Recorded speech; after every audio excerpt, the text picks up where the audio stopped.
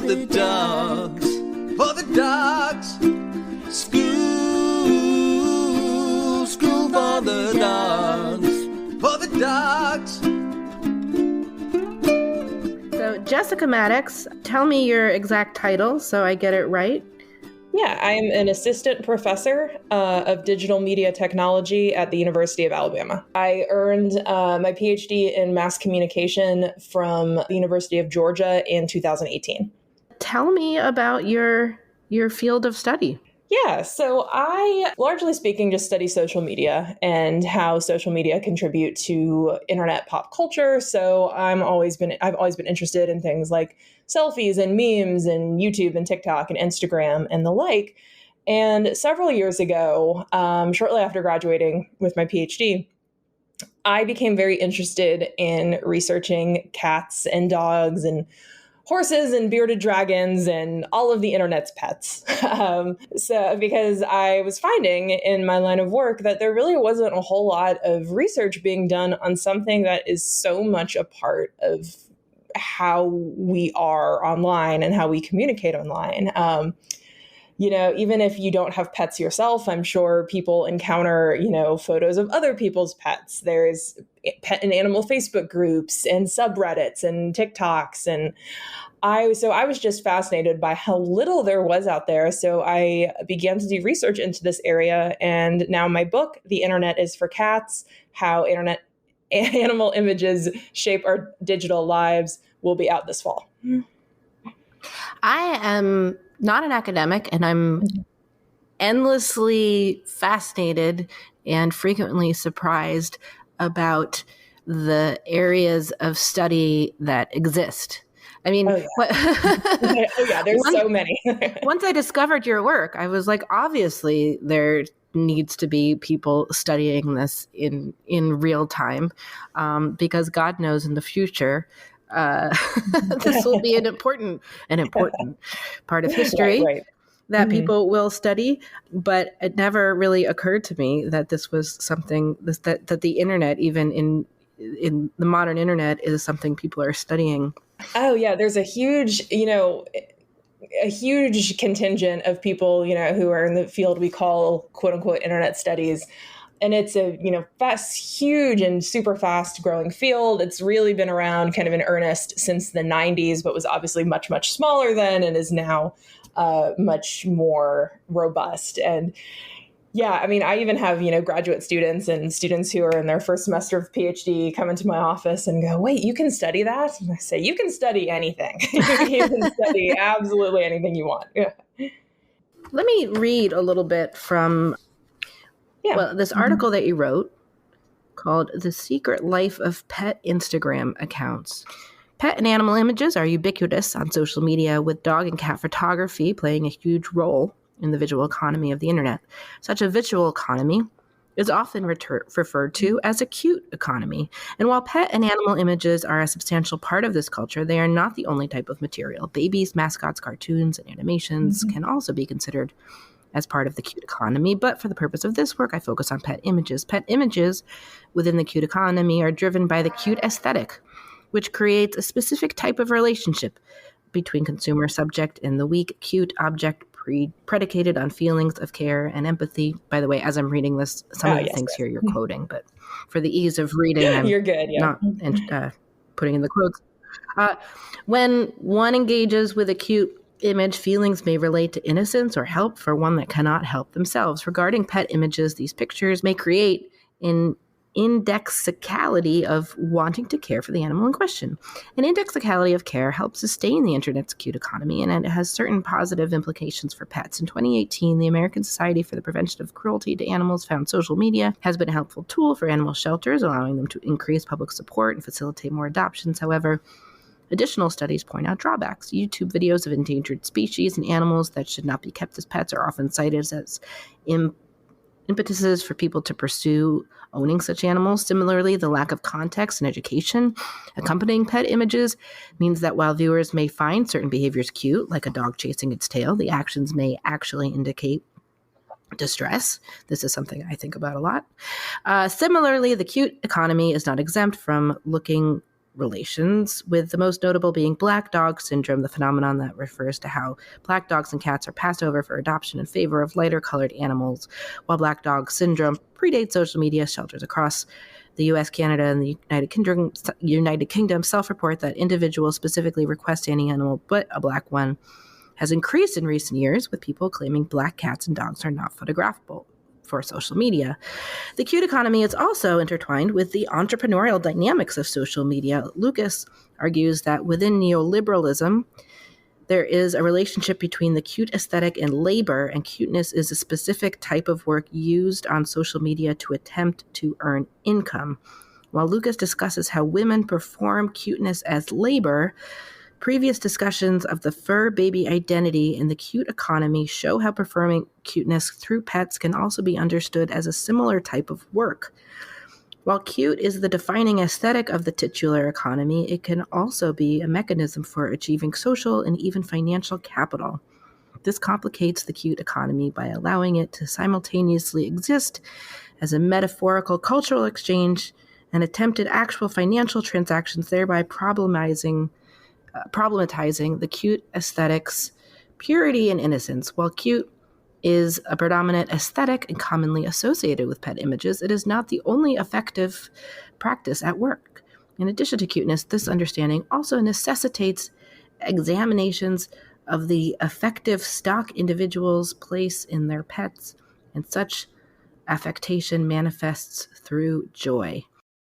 Reading your work, it's clear to me that this is not a new phenomenon, this sort of personification of pets, and B, that there's a real female bent to all of it. There's almost like an aspect of like, this is a kind of women's work.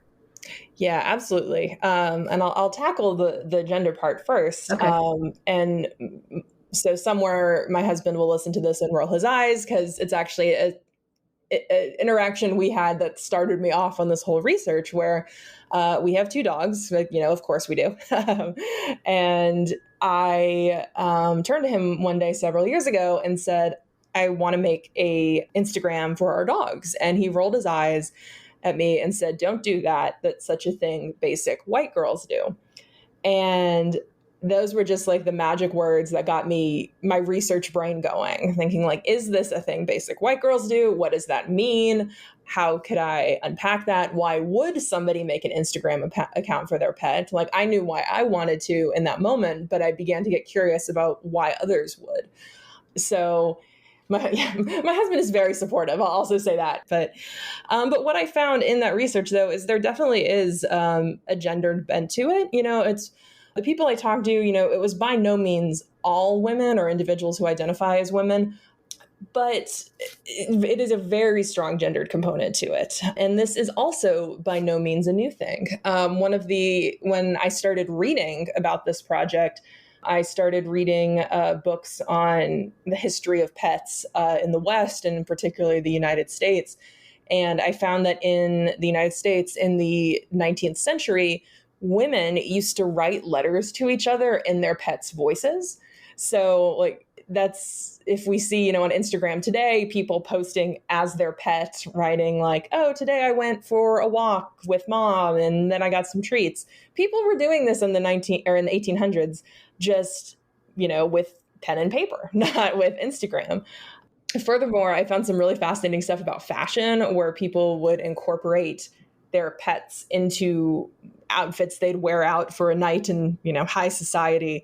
I just finished watching The Gilded Age, so I'm thinking Oh, about. right. I read that in your work. Yellow beetles, was that a thing? Yeah, there was a weird, and I say weird from here in 2022, but in the 1800s, there was this trend for women to wear live beetles as part of their outfits and of their fashion.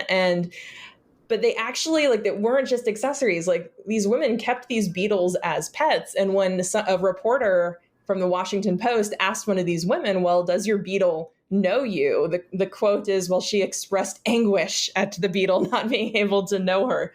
So I just find that so funny that everything we think is new is actually very, very old.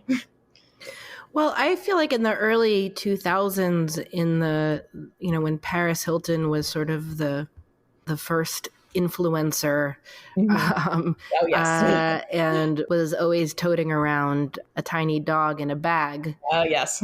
That was, certainly an example of dog as accessory. But it does seem like we're in a different era now where people create Mhm. these whole lives, Mhm. like these fictional universes in which their pets Yes. live, Oh, and use it as mhm. like a form of self-expression. Oh, absolutely. And your work talks about the different reasons why people Mhm. are doing that. Talk to me about some, like, the categories of why people Yeah. why people create these. I mean, they really are often kind of like fictional worlds, right? Oh, absolutely. And it's always so funny to me as a researcher, the things when I interview people that people feel really strongly and passionate about. And so, one of the questions I'd ask my participants in the pet Instagram portion of this work was, well, do you write in your voice or do you write in your pet's voice? And people had such strong feelings about this. Like, it'd be the point in the interview, we'd be on Zoom or Skype or whatever, and they'd like slam their hand on the table and be like, let me tell you why I do it this way or why I don't do it this way. So people have very, very strong feelings about the presentation of their pets and the voice they write in. And some of the reasons I found for this is it is a lot about self expression, like you mentioned.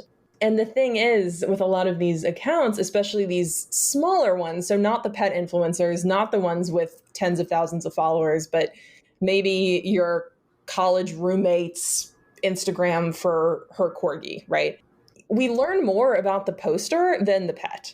So, for instance, one of my participants told me the story where she had gone to a coffee shop to study for an exam and brought her dog with her and took a photo at the coffee shop with her laptop and her books and her dogs and posted it to the dog's Instagram, being like, helping mom study. And then when she was on campus, one of her friends saw her and said, oh, good luck on your test. I saw it on your dog's Instagram. Right. So that tells us more about her as a person than her dog. Mm-hmm. So for a lot of people, this was just kind of a fun way to communicate that isn't directly posting, oh, I have an exam, but kind of tweaking it and morphing it a little bit to be about their dog and the exam.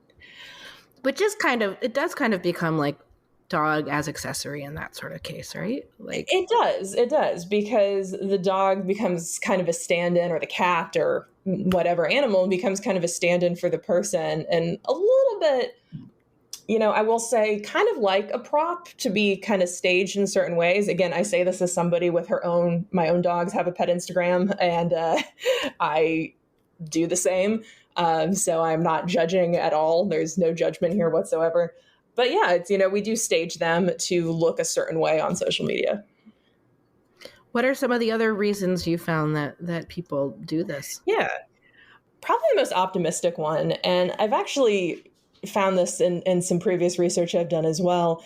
But I've actually stumbled across something rather optimistic about the internet sometimes. And that's, we are willing to take care of each other.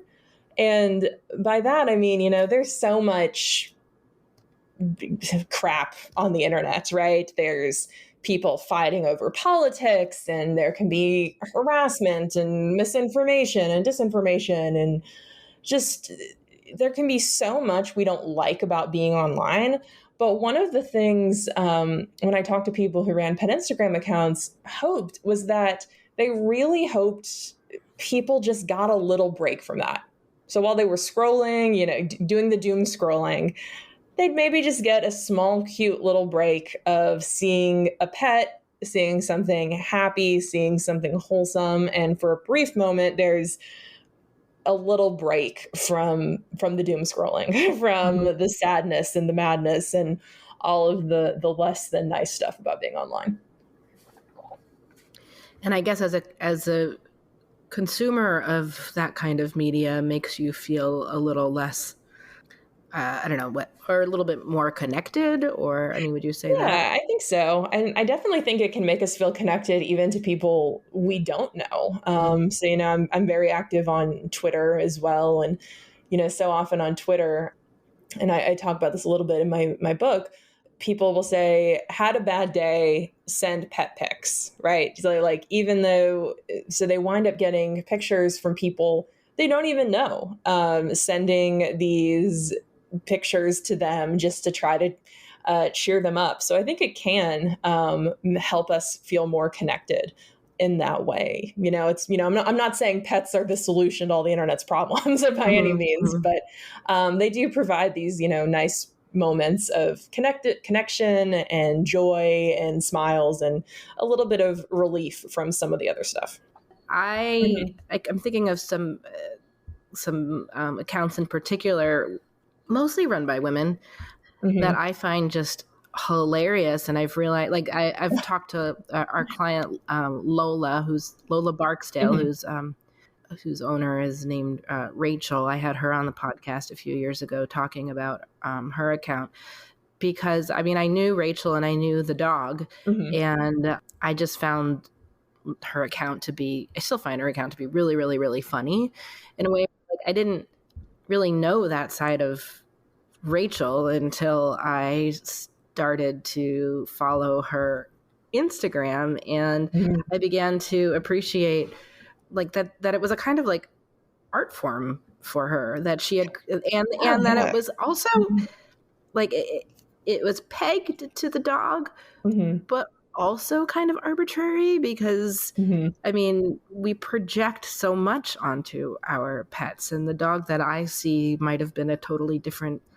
character than the dog sees, right? Completely. Yeah, there's so much we project so much humanity onto our pets, and again, this is as somebody who loves her two dogs more than anything on the face of this earth. It's fascinating to me then how we kind of curate that projection onto social media, where it does become an art form. It does kind of become this, there's almost like specific kind of ways to write a pet Instagram account or share your pets online, certain things to talk about and certain things not to talk about even.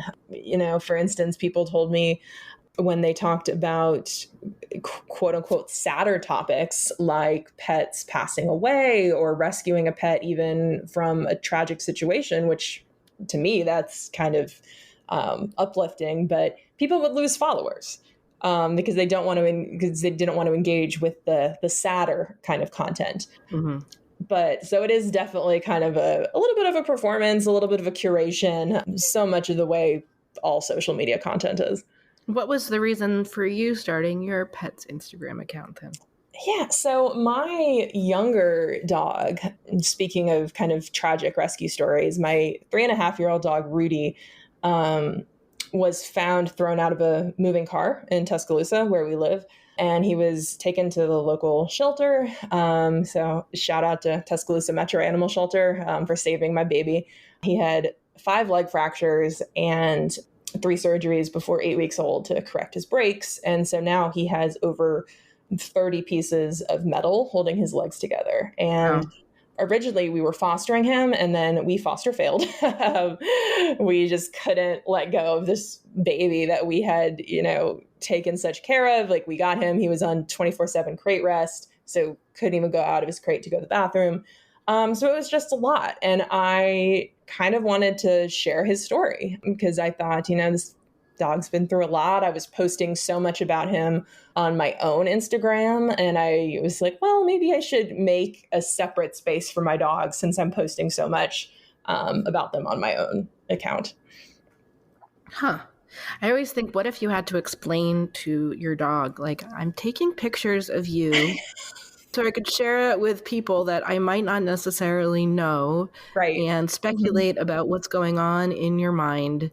And that's what I'm doing with my time. I know. I think and we make fun of dogs for sniffing each other's butts and humping, but yeah. Right. I think if we could actually explain that to our dogs, I think they'd be horrified with us.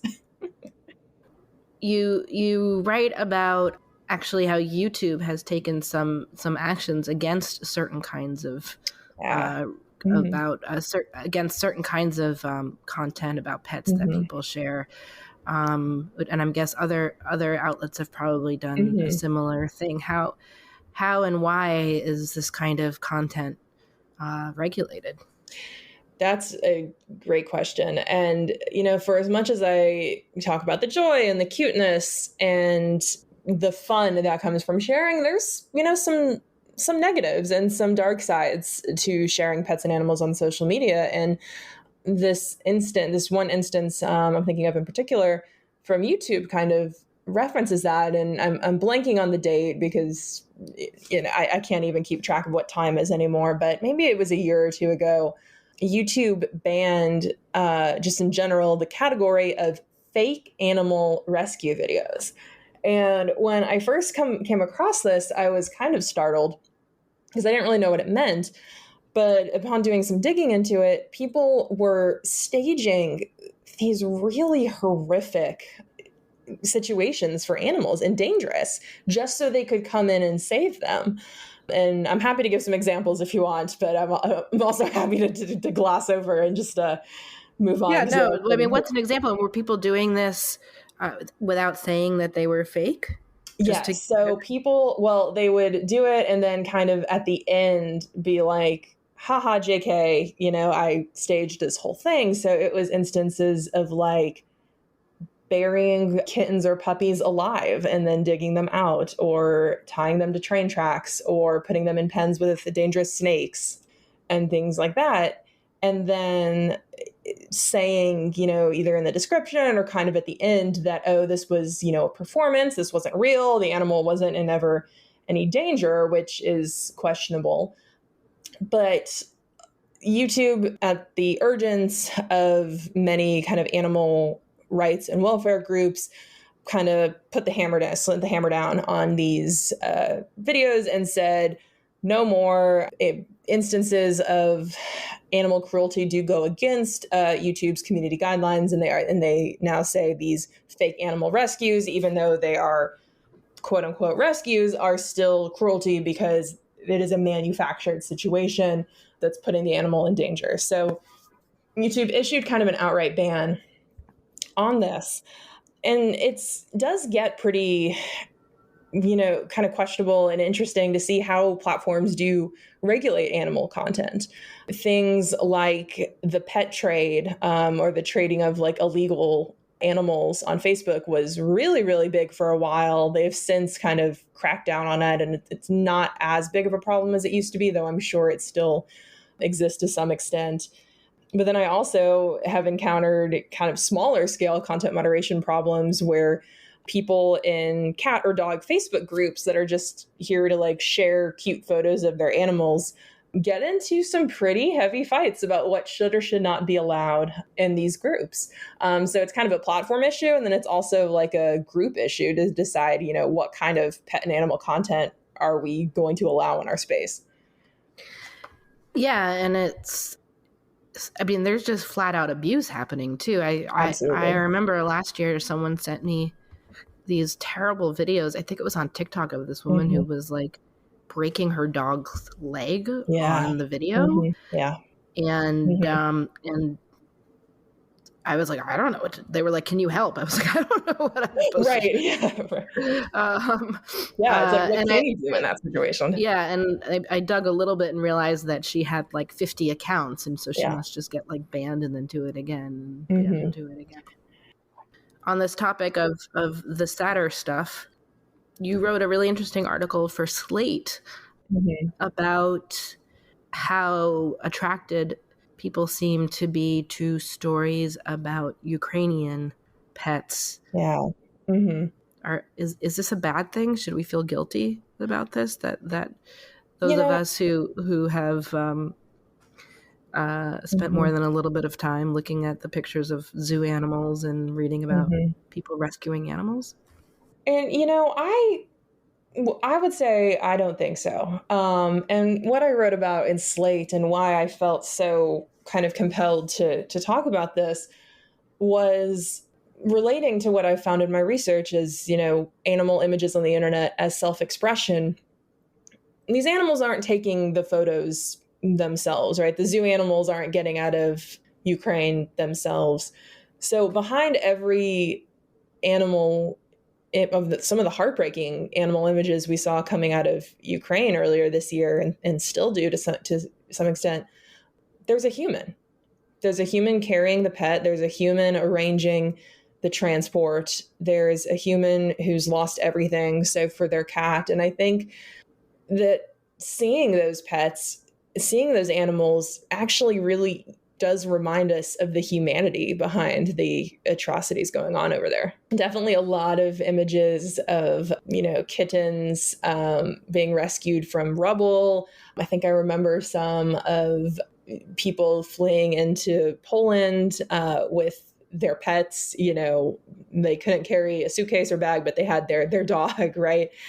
So to me, those really underscore just the humanity of it, that these people are fleeing. They've lost everything. That it's something, thousands and thousands of miles away from us in the US. But again, it's a human conflict and a human problem.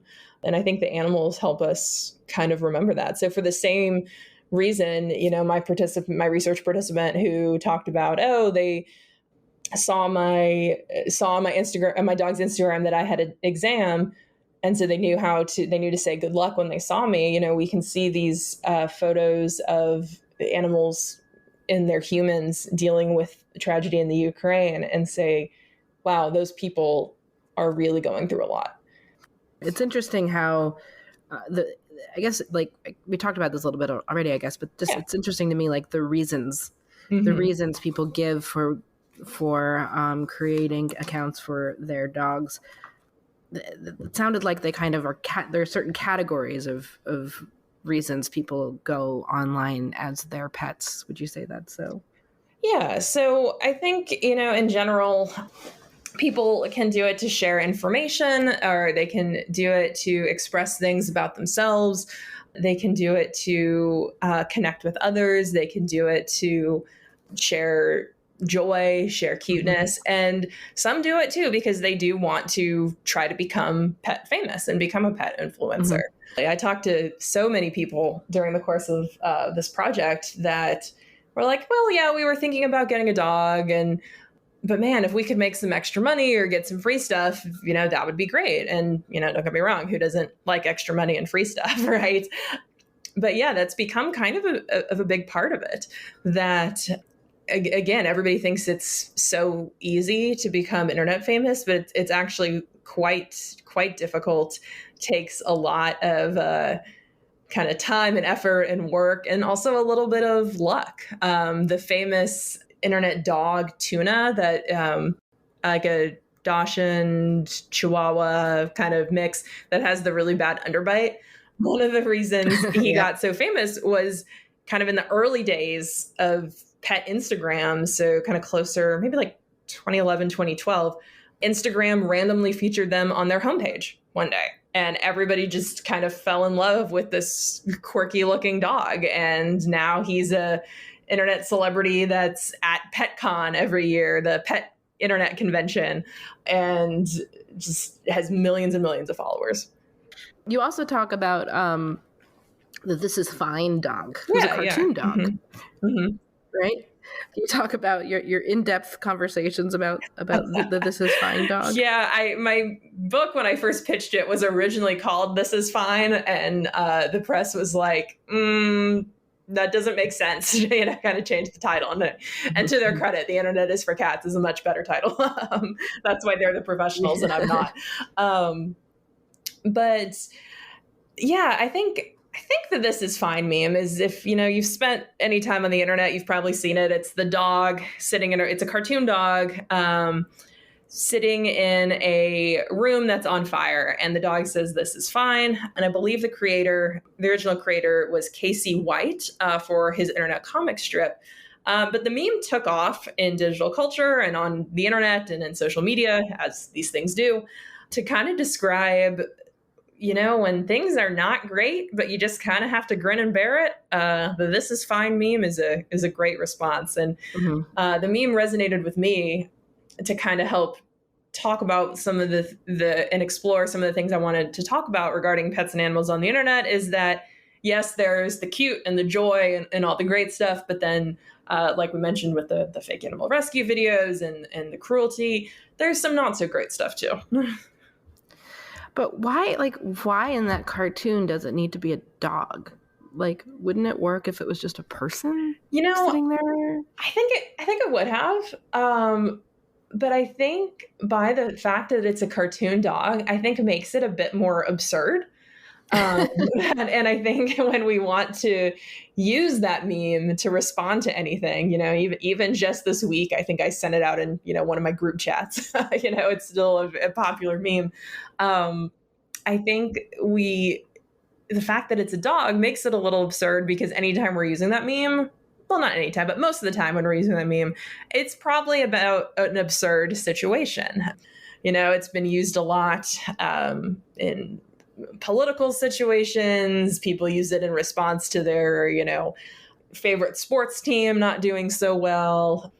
I think, it really shot to popularity in 2016, especially when we had a lot of, celebrity deaths that year. Prince, Alan Rickman, David Bowie.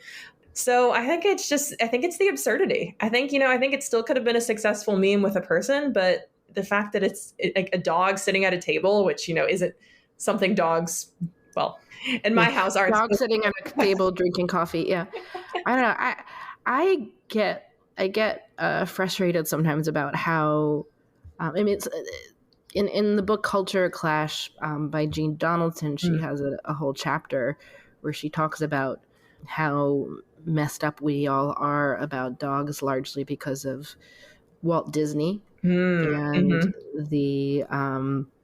the image of a dog that we were all fed as being this compliant, thoughtful being with human-like abilities to talk and reason and please, and that, and the sort of lassies or Rin Tin Tins who effortlessly seem to understand everything that we want at all times. And I think about it a lot watching shows with my daughter, who loves, for instance, Peppa Pig.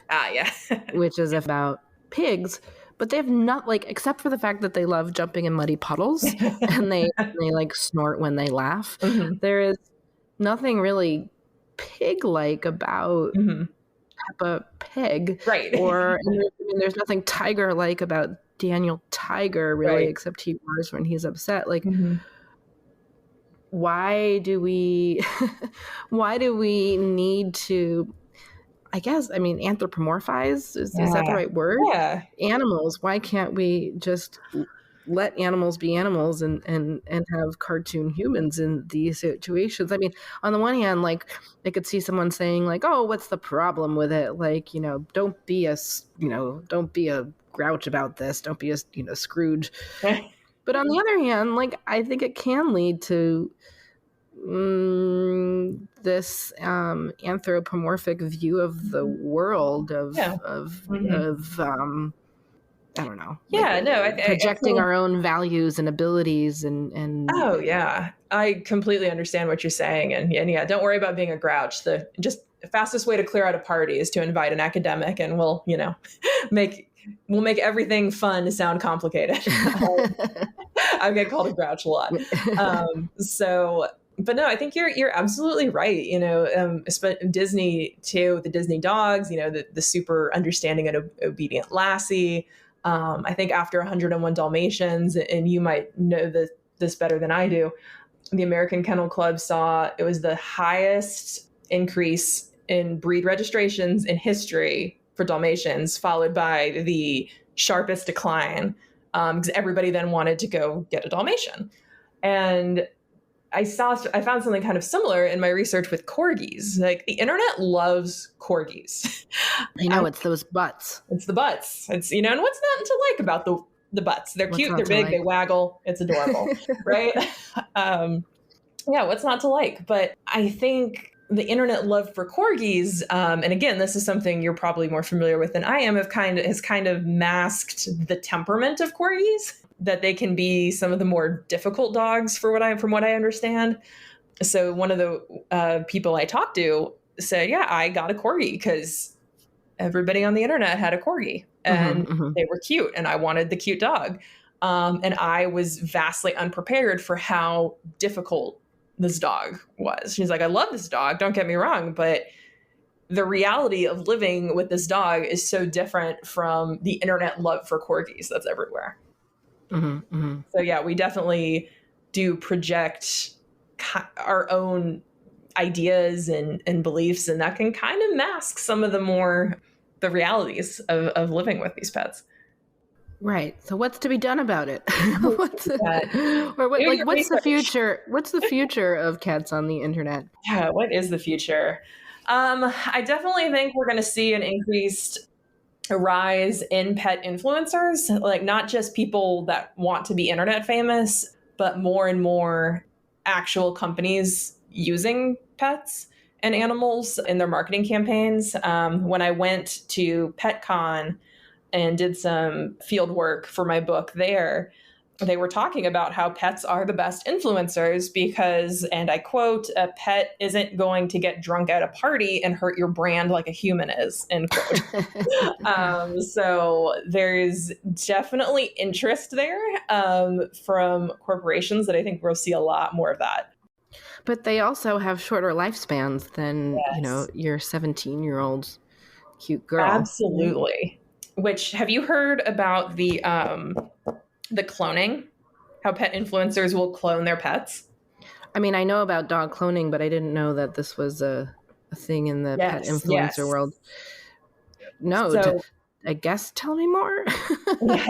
I mean, cloning a pet is like $50,000, and of course, you're not getting the same pet that you had before. Correct. You're getting an identical twin, right? There is a Instagram famous pet. The account is Wander with Willow, and she's got hundreds of thousands, if not millions of followers. And I don't know if it was the original Willow and they renamed the clone dog Willow. I'm not too sure, but the dog got hit by a car and tragically died really young.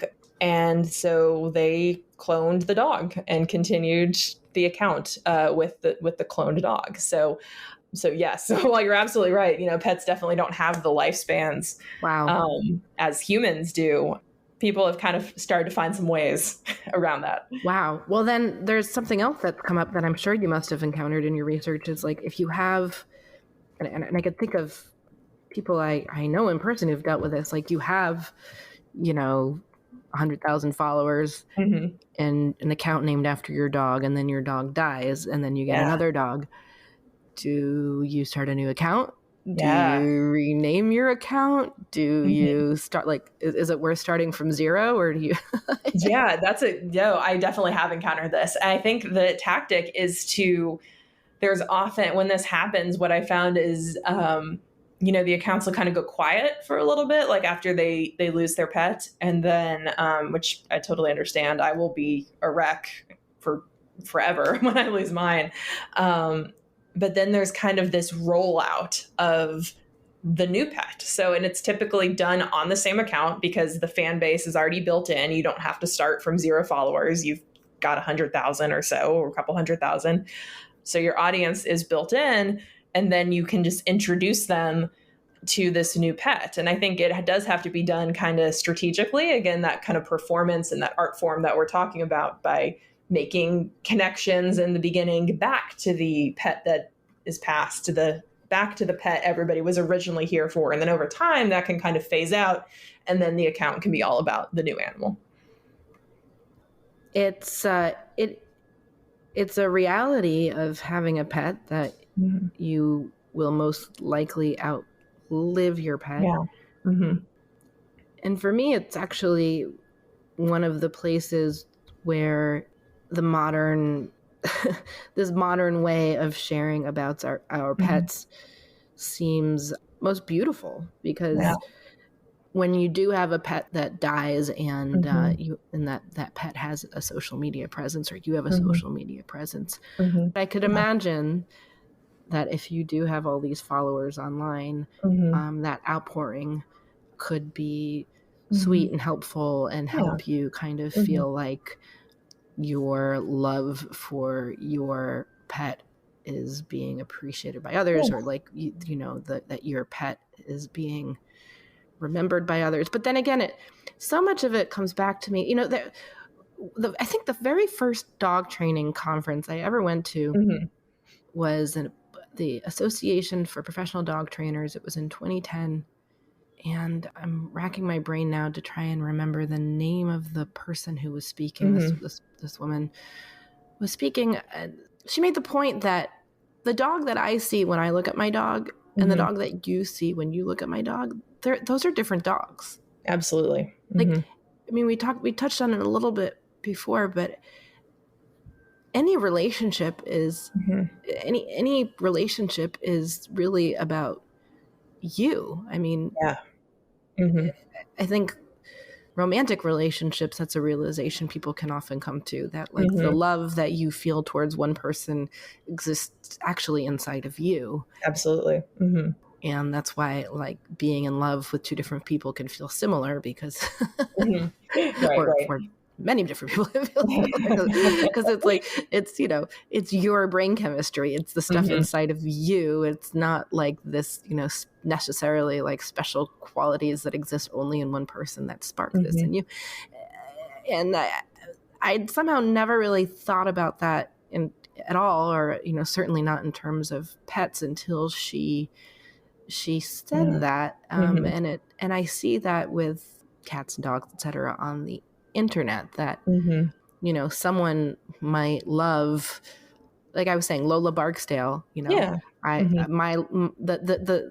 my love for her is not the same as her owner's love for her, and neither is it, you know, the dog that I see may not at all be the dog that she sees. Or, you know, I remember we had one client and the owner was always like, oh, she's such a diva, you know, she's such a snot about things, and da da da da. And I mean, kind of critical, I guess. And I thought, like, wow, that's, if I had to, you know, use adjectives to describe this dog, those are not the ones I would pick. But that doesn't mean that they're wrong. I don't know. I don't really have a point in what I'm saying, I guess. I totally follow. Yeah. We joke, my older dog is 10 and a half. And my husband and I joke that he's a wise sage oracle that just knows all. He's always been wise beyond his years. He was graying at 1. Like, he's just always been a little old man, even when he was a puppy. But I'm like, he's not an oracle. Right? It's not a wise old oracle. It's just that's just the personality we've, you know, kind of attributed to him. And, you know, he's a dog. Just this week, this wise old oracle rolled in a decaying bird in the yard. So, like, how wise is he really? Right? So maybe the internet is just giving us a canvas onto which we can paint these pretty pictures we make about the animals we love, and it's just the latest iteration of a tendency that we have as humans to see our qualities in animals. But speaking of Peppa Pig, I have watched a lot of Peppa Pig, and I have this kind of, you know, how like I've also watched a lot of The Little Mermaid, and you know, like The Little Mermaid wants to, for anyone who has not seen The Little Mermaid, if there is such a person, you know, she wants to be a human with legs, and then The Little Mermaid 2 is about her daughter who's a human and of course wants to be a mermaid. And I remember as a kid going ice skating and thinking, like, if I had ice skates as feet, would I want to like go to a walking rink and just I like that. And I had a similar line of thought with like Peppa Pig, where I'm like, if pigs could make cartoons, would they have like humans in pig like situations? Like, would all the humans be walking around on all fours and like eating out of Yeah, I eating think if my garbage. dogs could make an Instagram about me, it would be Yeah, what would that look like? mom points her phone at us a lot, goes away for a couple hours a day, comes home, talks about teaching her human kids. No, but it would be like if they could make cartoons about us, we would probably be like in all the dog-like situations. We Oh, would like look totally. like humans. Like we have Peppa Pig and her family in these human-like situations, like as pigs. Oh yeah, my dogs would put me in the backyard sniffing. I know. It'd be like, why isn't Jess more of a butt sniffer? Right. Well, what's your next area of research? Yeah, that's an excellent question. And so much of my past couple years has been focused on my book that I'm now like, the world is my oyster. I kind of can go where I want next. But I have actually kind of wrapping up some work actually on social media veterinarians, looking at how veterinarians communicate pet health. So this kind of spun off the book. It wound up being too big to include in the book. So I'm kind of working on it as its own project at the moment. Looking at what are the takeaways there? Yeah, so typical that vets, again, it all kind of comes back to influencers and content creators. They kind of have to act that way. And so if you're a vet on TikTok trying to communicate health information about pets, well, you got to be dancing, you got to be doing the latest TikTok dance. You can use the green screen and throw up information behind you. So it's kind of just looking at basically how veterinarians function as influencers, basically using, TikTok dances to make information easier to digest. Wow. How interesting. Yeah. I can send you that paper too. Is there one vet that like I should be following on Instagram or TikTok or an example of like anything memorable that you've seen? I know that's hard to say because nothing's memorable anymore. Like, can you name one TikTok you've ever seen? Right. Yeah. So I like Dr. Hunter Finn is one of my favorites. Okay. And he's like a small animal vet. And so he'll do the dances talking about, foods you might not realize are toxic for dogs, or if your pet's licking their paws obsessively, it might be these allergies. So some other good ones. I like the calf vet, like calf as in cows vet on Instagram. They're like a large animal vet that posts some really interesting stuff. But yeah, it's a fascinating world that, kind of also brushes up against doctor influencers, dentist influencers, lawyer influencers, like that whole world. Oh my God, things I never even thought about. Dentist influencers. I'm sure there must be. Now I'm looking at Dr.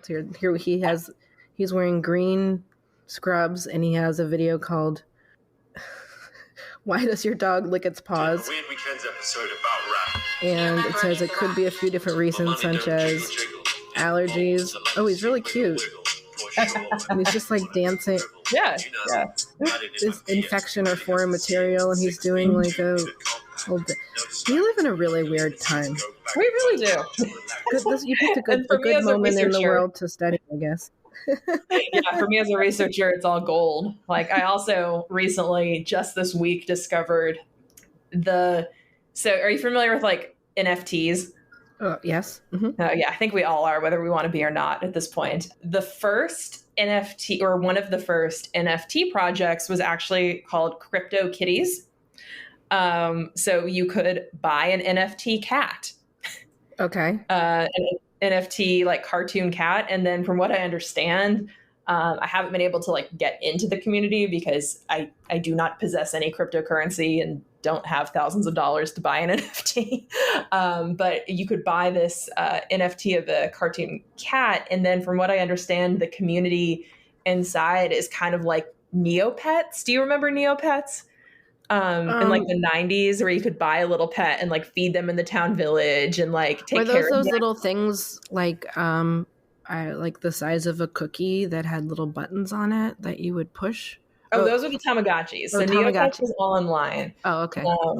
But so CryptoKitties kind of is, again, I haven't been able to get on because I don't have cryptocurrency, but is this thing that you could like buy this NFT cat and then raise it and like interact with others. And then they talk about being able to like breed your NFT cat in this community. So I just stumbled across that this week and I'm fascinated by it, but don't know what I'm going to do with it yet. So It's a real cat? no, so it's an NFT. It's just like a picture of a cat, but you can like, Okay. like, yeah, I need to investigate more. My mind is blown. Yeah. Well, maybe the next thing you should do is dog trainers on the internet. Hey, I would love to do that. Because, one thing like in our professional course, Mm-hmm. I've at times given our aspiring dog trainer students the assignment of finding videos and images online that are being wildly misinterpreted. Oh, interesting. Because there are so many pretty basic, easily observable things that dogs in particular do to show discomfort. Mm-hmm. And of course, every dog is different. And, some dogs might do something when they're actually not uncomfortable. But by and large, if you see a dog's tongue, for instance, unless a dog has a mouthful of peanut butter or is kissing you or has just swallowed something, if you're seeing their tongue, licking their nose, licking their lip outside of their mouth, usually that's a dog that's uncomfortable. And it does not take a minute to find tons of pictures on Instagram or wherever that people have posted that, they think, is a cute picture of their dog. Look, I can see my dog's tongue, where actually the dog is probably like, oh my God, get that camera away from my face. Yeah. Or dogs yawning. Also something usually dogs are doing when they're uncomfortable. But you can see tons of captions of people talking about how tired their dog is when that's probably not the reason why they're yawning, that kind of thing. Oh, yeah. But, Jessica, I've really enjoyed talking to you. Yeah, anything that thanks we for having didn't me touch on. on that you think we should? I think we hit all the high points, so I appreciate you having me on. Plug your book again, and when and where, I guess we know where we'll find it, but when will it be out? My book will be out this October. It's called The Internet is for Cats: How Animal Images Shape Our Digital Lives, written by me through Rutgers University Press. Awesome. And what is your dog's Instagram account? They are the Mad Dogs, MADDDOGS, since my last name's Maddox, Mad Dogs. So you can follow them there. We are not Insta famous by any means. I think I have 20 followers. So not yet. Right. Not yet. School for the dogs. Thank you so much for listening. And special thanks to Bill and Lizzie of Toast Garden for the amazing theme song. You can find Toast Garden at youtube.com/toastgarden. If you enjoyed this episode, please make sure to subscribe to the podcast and leave a review on iTunes. You can also support us by shopping at storeforthedogs.com, and you can learn more about us at schoolforthedogs.com. You can also connect with other listeners by downloading our brand new app. Just visit schoolforthedogs.com/community.